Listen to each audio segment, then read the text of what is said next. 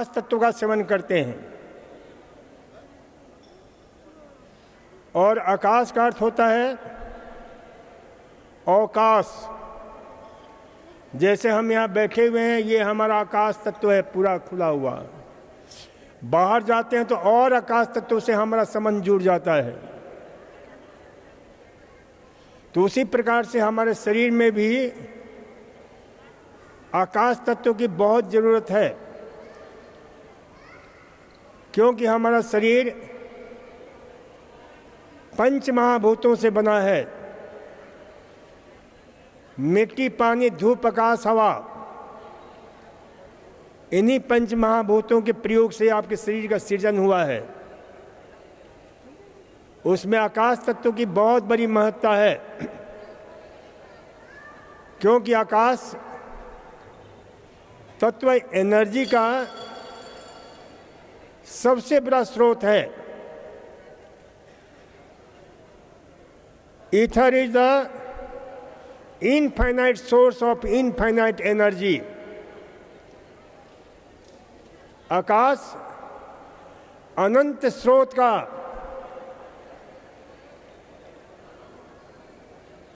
ऊर्जा के अनंत स्रोत का अनंत ऊर्जा का असीम स्रोत है। इसे हमेशा ध्यान रखें। तो जब आप उपवास करते हैं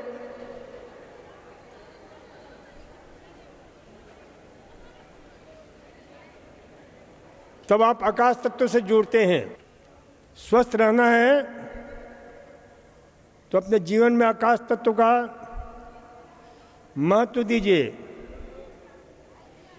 और आकाश तत्व हम सेवन करते हैं उपवास के द्वारा। और उपवास के कई तरीके हैं जो हमारे हिंदुस्तान में शुरू से ही प्रचलित रहे हैं। लेकिन बहुत से ऐसे लोग होते हैं जब से पैदा हुए हैं तब से उपवास किया ही नहीं। हम देखते हैं कि स्कूल में या किसी भी संस्थान में सप्ताह में 1 दिन की छुट्टी दी जाती है, 2 दिन की छुट्टी दी जाती है। ये छुट्टी क्यों दी जाती है? इसलिए कि विद्यार्थियों की, कर्मचारियों की कार्यकुशलता, स्किल इससे बढ़ता है। तो पेट को भी यदि आप छुट्टी देते हैं तो उसकी कार्यकुशलता बढ़ जाती है। वो अच्छी तरह से भोजन को डाइजेस्ट करता है, एब्जर्व करता है, एसिमुलेट करता है। और जो भी हमारा सप्त धातु है, अष्ट धातु है, रस, रक्त, मांस, मज्जा, मेद, अस्थि, ओज, वीर्य, तेज, उनका अच्छी तरह से निर्माण होता है। तो इसलिए जो है कम से कम सप्ताह में 1 दिन कम खाइए, उपवास करिए, रसाहार करिए, फलाहार करिए, जिससे आप अच्छी तरह से भली भांति स्वस्थ रह सकें। तो इसका आप ध्यान रखें। और कोई बीमारी होती है, किसी प्रकार की बीमारी होती है, तो कम से कम 3 से 5 दिन का रस फल पर आ जाइए, नींबू पानी शहद पर आ जाइए, 1 दिन फलाहार करिए, 1 दिन रसाहार करिए, और फिर नींबू पानी शहद पर रखिए। तो ये ध्यान रखें कि भाई आप इतना करने मात्र से आपकी बीमारी की, किसी भी प्रकार की बीमारी क्यों ना हो, उसकी कमर टूट जाती है, वो धराशायी हो जाता है। तो इसे जो है ध्यान रखें कि भाई उपवास के महत्व को समझ लीजिए। तो उपवास कैसे करना चाहिए ये भी ध्यान में रखें। देखिए, फल पर रहना फलाहार है, रस पर रहना रसाहार है, नींबू पानी शहद पर हम रखते हैं वो पार्शियल फास्टिंग है, आंशिक उपवास है, और सिर्फ पानी पर रहना कंप्लीट फास्टिंग है, पूर्ण उपवास कहलाता है। तो इसलिए इसे ध्यान रखें, फलाहार बेटर है, उससे बेटर रसाहार है। फलाहार के साथ परिपूर्ण रूप से बॉइल्ड वेजिटेबल ले सकते हैं। लौकी को आपके तरोई है, जो भी सब्जियां हैं उन्हें कम से कम पानी में उबाल करके बिना मिर्ची मसाले नमक के हम प्रयोग करें तो वह भी एक प्रकार का बहुत ही खास करके उन लोगों के लिए जो काम करते हैं, उपवास के लिए समय नहीं मिलता है, तो वे लोग उबाल करके सब्जियों को ले सकते हैं। और साथ ही साथ बीमारी से मुक्ति के लिए भी, क्योंकि उन सब्जियों में बहुत से बहुमूल्य तत्व होते हैं जो उबालने से मोर डाइजेस्टेबल हो जाते हैं, जल्दी पचनीय हो जाते हैं। और साथ ही साथ शरीर में जो डेफिशिएंसी है मिनरल्स की, विटामिन्स की, उससे आपूर्ति होती है, कमजोरी नहीं लगती है और आपका एनर्जी लेवल अच्छी तरह से बना रहता है। इसमें आप उबली सब्जी, फल इत्यादि लेकर के अपना काम भी कर सकते हैं। और ये हमने देखा, ये सारे अनुभव प्रमाणित बातें मैं बता रहा हूं, क्योंकि अभी मैं भी करीब 5 दिन से सिर्फ उबली सब्जी और थोड़ा रस, इस पर मैं चल रहा हूं। क्योंकि हमने बताया था कल कि भयंकर विष वाली मकड़ी ने काट खाया था, जिसके जो है पूरे दाने दाने चारों तरफ शरीर पर भयंकर डाफर। तो आज जो है स्थिति यह है कि वो मकड़ी के जो ये है वो बिल्कुल करीब करीब खत्म होने के कगार पर है। उसके कारण रात रात भर किस प्रकार से जलन होती थी, वो जलन भी काफी खत्म हो गई। तो ये अनुभव प्रमाणित बातें बताता हूं मैं, क्योंकि उपवास के महत्व को मैं अच्छी तरह से जानता हूं। कोई भी तकलीफ हो, क्योंकि भाई चिकित्सा क्रम में न तो हम एंजमा ले पाते हैं, न हम कोई चिकित्सा ले पाते हैं, तो बस उपवास। और ये हमें प्रेरणा मिली हमारे महान मनीषियों के द्वारा और रिसर्च के आधार पर डॉक्टर हर्बर्ट एम शेल्टन से, जो कहते हैं कि भाई कोई चिकित्सा की आवश्यकता नहीं है, उपवास आप कर लेते हैं तो उससे कमाल का प्रभाव पड़ता है। और ये अनुभव प्रमाणित है, तो इसका जो है प्रयोग किया जा सकता है। कोई भी तकलीफ हो, मैं कहता हूं 3 से 5 दिन, हमने पुस्तकें लिखी हैं, उसमें हमने विशेष रूप से लिखा है। और ये विगत हमारे 48-49 साल का अनुभव है,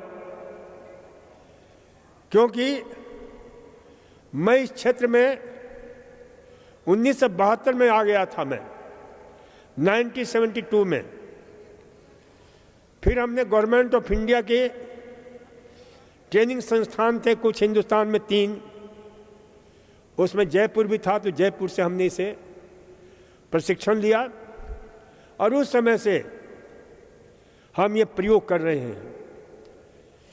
तो ये ध्यान रखिए कि ये अद्वितीय प्रयोग आपके उपवास का, तो उपवास में आप इन सब का प्रयोग कर सकते हैं, लेकिन ध्यान रखिए कि ये कंप्लीट फास्टिंग नहीं है। जब मैं कंप्लीट फास्टिंग करता हूं तो नो टॉक, बिल्कुल आर्य मौन, सिर्फ पानी। और पहले तो मेरे को समय मिलता था तो मैं अंडरग्राउंड हो जाता था 5 दिन 7 दिन के लिए, किसी को पता नहीं होता था कि मैं कहाँ पर हूँ, दूसरी जगह चला जाता था। कभी गुफा में, कभी किसी अंडरग्राउंड मकान में, कुछ मित्रों के मकान थे, कुछ आश्रम थे, तो वहाँ पर कोई बोलने वाला नहीं होता था। अपना आराम से सोते रहो, ध्यान करते रहो, मौन रहो और पानी पीते रहो। तो ये होता है कंप्लीट फास्टिंग। और अभी हम कर रहे हैं ये पार्शियल फास्टिंग, रसाहार फलाहार। ये वैसे बहुत अच्छा है, लेकिन कंप्लीट फास्टिंग का, आंशिक उपवास का, इससे तुलना नहीं की जा सकती है। लाभ मिलता है, बहुत लाभ मिलता है इसका भी। अपने यहाँ कई प्रकार के फास्टिंग जो है ना प्रचलन में रहे हैं, जैसे निर्जला एकादशी, एकाहार, एकासन में 24 घंटे में एक बार भोजन कर लेना, इन सब का भी बहुत बड़ा महत्व है। लेकिन कंप्लीट फास्टिंग का जो है विशेष महत्व है, सिर्फ पानी पर। तो इसलिए जो है जिन्होंने ज़्यादा जमाखोरी की हुई है उनको तो कंप्लीट फास्टिंग पर रखना चाहिए, रहना चाहिए। तो इसे जो है ध्यान रखें, इसे ध्यान में रखना है। उपवास में क्या क्या घटनाएं घटित होती हैं ये आपको मैं बताना चाहता हूं, जो हमने अपने लेवल पर खोज किया, रिसर्च किया। क्योंकि मैं जहां भी रहा हमने वेल इक्विप्ड लेबोरेटरी रखी अपने साथ में, प्रयोगशाला हर जगह। विगत 11 साल, 11 हॉस्पिटल, 11 साल नहीं 48 साल में, तो सब जगह हमारा वेल इक्विप्ड लेबोरेटरी था। चाहे जयपुर में रहा, चाहे मैं सीकर रहा, चाहे कलकत्ता रहा, तो प्रत्येक अवस्था में हम जांच कराते थे। तो हमने जो जांच करा करके देखा कि उपवास के समय हम कुछ भी खाना नहीं देते हैं, लोगों का कैल्शियम कम होता है, कैल्शियम बढ़ जाता है, खून की कमी होती है, हीमोग्लोबिन बढ़ जाता है, कुछ भी खाने को नहीं दे रहे हैं, कोलेस्ट्रॉल कम होने लगता है, ट्राइग्लिसराइड्स कम होने लगते हैं। तो इसकी हमने जो है देखा कि ऐसा क्यों होता है। बहुत सारे मित्र मेरे मेडिकल कॉलेज के प्रोफेसर रहे, प्रिंसिपल रहे, डॉक्टर, काफ़ी जो है फॉरेन रिटर्न रहे, उन सब से डिस्कशन में करता था कि भाई उपवास में हम खाना नहीं देते हैं, फिर भी हमारा हीमोग्लोबिन बढ़ जाता है, कैल्शियम बढ़ जाता है, इसका क्या कारण है? लेकिन किसी डॉक्टर ने इसे जो संतुष्ट करने वाला जवाब है वो मेरे को नहीं मिला। मैं हमेशा इसके खोज में रहा कि ऐसा क्यों होता है। फिर क्योंकि पहला जो है उपवास के क्षेत्र का साइंटिफिक रिसर्च करने वाला वैज्ञानिक हर्बर्ट एम शेल्टन को, उनकी एक पुस्तक मेरे हाथ में लगी और उसमें मुझे इन प्रश्नों के जवाब मिला कि भाई जब हम कुछ भी नहीं खाते हैं तो शरीर क्या होता है कि फास्टिंग मोड पर चला जाता है, स्टारवेशन मोड पर चला जाता है। जैसे एक एग्जाम्पल से समझ लो, कोई व्यक्ति है पैसे वाला, उसका दिवालिया निकल जाता है, दिवालिया हो जाता है, तो क्या करता है वो कि जो भी बचा खुचा है उसकी बहुत सावधानी से खर्चा करता है, बहुत अच्छी तरह से उपयोग करता है।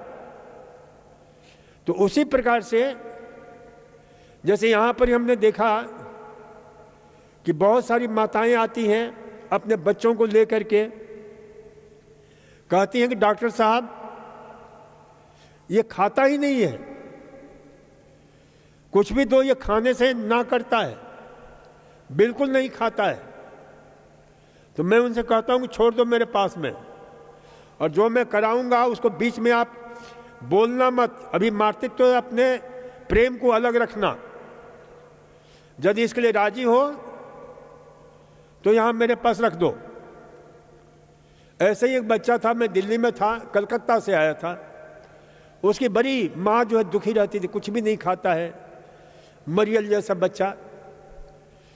तो मैंने कहा कि ऐसा करो, रखो मेरे पास। तो उसको हमने जो है, जो हमारा खाना बनता है सब्जी दिया, वो खाया ही नहीं, नाक मुंह सिकोड़ने लगा। माँ बड़ी दुखी हुई कि डॉक्टर साहब पहले ही कुछ नहीं खाता था, थोड़ा बहुत खा सकता था, वो भी नहीं खा रहा है। मैंने कहा कि आप इसमें बीच में अरंगा मत डालो। अब मैं स्पष्ट बोलता हूं, मैंने उसको जो है खाना बंद कर दिया और सिर्फ संतरा देता था। मैं संतरे पर रखा, मां को मैंने बोल दिया था कि बिल्कुल बोलना मत, जो भी मिले उसको दे देना। फिर एक दिन मैंने जो है कहा कि इसको नींबू पानी सेहत पर रखो, उस पर रखा। दूसरे दिन से फिर उसकी माँ आई कि डॉक्टर साहब वो चिल्ला रहा है कि कुछ खाने को दे दो। मैंने कहा थोड़ा धैर्य रखो, फिर भी नहीं मानी। तो मैंने जो है कहा कि संतरा का ऐसा कि छील करके दिया करो। तो उसको जो है दूसरे कल से उसको देंगे। तो दूसरे दिन से हमने उसको सब्जी दिया, जिस सब्जी को देख करके उसका नाक बहुत सिकोड़ता था, और बड़े प्रेम से खा लिया। फिर धीरे धीरे रोटी हमने दिया, फिर उसके बाद जो है अच्छी तरह खाने लग गया। 7 दिन में उसका भूख खुल गया, अच्छी तरह से खाने लग गया। क्यों हुआ ऐसा? तो इसलिए कि पहले उसको माताएं जो है ना खाने खिलाने के चक्कर में उल्टा पुल्टा खिलाती रहती हैं। कभी बिस्कुट दे दिया, कभी नमकीन दे दिया, कभी कुछ दे दिया, कभी मार्केट से जाकर खा लिया, तो भूख कहाँ से लगेगी? रद्दी चीजें खाता रहता है। तो ये जो है ना, उपवास में भी हम खाना बंद कर देते हैं, शरीर बिल्कुल स्टारवेशन फास्टिंग मोड पर चला जाता है। शरीर के एक एक सेल्स क्राई करने लगते हैं कि मुझे दो खाने को, और खाना मिलता है नहीं। तो ध्यान रखो, उस अवस्था में जो भी होता है शरीर उसका बहुत अच्छा उपयोग करता है। तो शरीर में हमारे कार्बोहाइड्रेट जमा है, प्रोटीन जमा है, फैट जमा है, और मिनरल्स भी जमा है, उसका उपयोग नहीं हो रहा है। अब मिनरल्स कहाँ जमा है? खून की नलियों में जमा है, लीवर में जमा है, किडनी में जमा है, और वो उसकी बीमारी और पैदा करते हैं। कहते हैं ना, कैल्शियम डिपॉजिट हो गया, आयरन डिपॉजिट हो गया, अब खाना मिलता नहीं है तो हमारा शरीर उस आयरन को, कैल्शियम को अच्छी तरह से उपयोग करने लग जाता है, क्योंकि उसको जो है चाहिए। कैल्शियम सिर्फ हमारे हड्डियों के लिए नहीं आवश्यक है, हमारे दिल के लिए भी आवश्यक है, हमारे मेटाबॉलिज्म के लिए आवश्यक है। तो इसलिए जो है इसे ध्यान रखिए कि आपके जब कुछ भी नहीं खाते हो तो शरीर में जमा हुआ और जो बीमारी पैदा कर सकता था उसका शरीर बहुत अच्छी तरह से उपयोग करता है। कोलेस्ट्रॉल का उपयोग करता है, ट्राइग्लिसराइड्स का उपयोग करता है, और इस प्रकार से शरीर में जो डिपॉजिट हो रहे थे, रॉन्ग कैल्सिफिकेशन हो रहा था, रॉन्ग आयरन का जो है डिपोजिशन हो रहा था लीवर में या अन्य जगहों पर, तो वह उपवास में उपयोग होने लगता है। फिर इसके अतिरिक्त और क्या होता है, तो हमारे आंतों में जो भोजन को पचाने वाले, सोखने वाले, शरीर में लगाने वाले जो सार तत्व है भोजन का, उसको क्या करते हैं हमारा शरीर कि उसकी कार्य कुशलता, क्यों खाने को नहीं मिल रहा है, विश्राम मिल रहा है उन्हें, तो उनकी एफिशिएंसी बढ़ जाती है। अच्छे तरह से जो ग्लैंड्स हैं जिनको बराबर दबाव पड़ा रहता था खाने का, हमेशा प्रेशर बना रहता था, इसको विज्ञान की भाषा में क्या बोलते हैं, insulin load, glycemic load. Load मैंने क्या होता है, भार। खाए जा रहे हैं, इंसुलिन बेचारा दुखी होकर के निकालता जा रहा है, उसकी क्षमता खत्म होती जा रही है, इंसुलिन का लेवल बढ़ रहा है, लेकिन शुगर भी बढ़ रहा है। क्यों? क्योंकि उसकी क्षमता खत्म हो गई है। इंसुलिन लोड हो जाता है, ग्लाइसेमिक लोड हो जाता है? तो इसलिए ध्यान रखो, इंसुलिन इंडेक्स, ग्लाइसेमिक इंडेक्स, इन सब पर दुष्प्रभाव। प्राल, प्रोटीन रीनल एसिड लोड, यह प्रोटीन का है, आपके ग्लूकोज का, तो इसको लोड का अर्थ ही होता है भार। तो ये अतिरिक्त भार पड़ता है हमारे अंगों के ऊपर, और वे अंग जो है ना बेचारे क्षतिग्रस्त होते हैं। उपवास से उन्हें पुनः सर्वाइव होने का मौका मिलता है, पुनः उन्हें स्वस्थ होने का मौका मिलता है। इसलिए fasting can save your life. उपवास से आपको जीवन की रक्षा हो सकती है, तो इसे ध्यान रखो। उपवास कैसे करना चाहिए ये भी सुन लो। ऐ माताएं, कान खोलकर सुनो, सब उल्टा पुल्टा उपवास करती हैं। सब एक छोटा सा उपवास भी करती हैं जिसको क्या बोलते हैं, करवा चौथ। क्या करती हैं सब?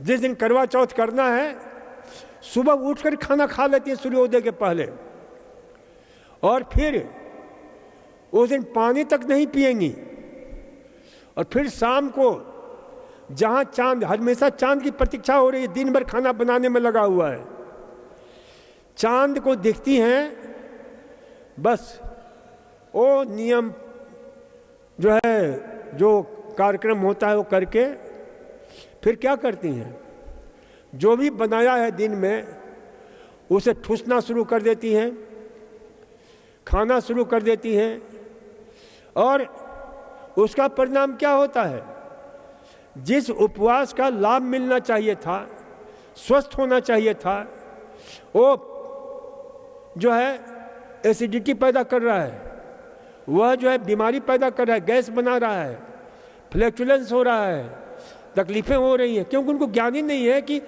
फास्टिंग कैसे करना चाहिए। तो सुन लो मेरी बात कि एक दिन का भी उपवास करो तो सुबह खाने की आवश्यकता नहीं है। उस दिन आप पानी पर रह जाओ, सिर्फ पानी पियो, बिना पानी के उपवास मत करो। क्यों? कान खोल करके सुन लो। कौन कौन सुन रहा है जरा हाथ उठाना, ताकि मैं बताऊं। तो ये जो है ध्यान रखो कि भाई पानी पीना क्यों आवश्यक है। क्योंकि उपवास में हमारे शरीर की सारी शक्ति शरीर से विकार निकालने में खर्च होती है। तो उस विकार को निकालने के लिए शरीर के जितने भी अंग हैं वो विकार कैसे निकालते हैं? पानी के द्वारा। 5 प फार्मूला याद रखो। पैखाना पानी के द्वारा बाहर निकलता है, पेशाब पानी के द्वारा बाहर निकलता है, पसीना पानी के द्वारा बाहर निकलता है, प्रश्वास जो सांस हम फेंकते हैं उसमें 80% पानी होता है। तो पानी उपवास में अवश्य पीना चाहिए। ये साइंटिफिक बात आपको समझ में आनी चाहिए कि हम उपवास करेंगे, हर एक 2-2.5 घंटे के बाद 1 गिलास पानी पिएंगे। तो इससे क्या होगा कि शरीर की अच्छी तरह से धुलाई सफाई होगी, एक एक अंग की सफाई होगी। और फिर शाम को जब चांद दिखे तो भकोसना मत शुरू करो, अचरा कचरा खाना शुरू कर दो।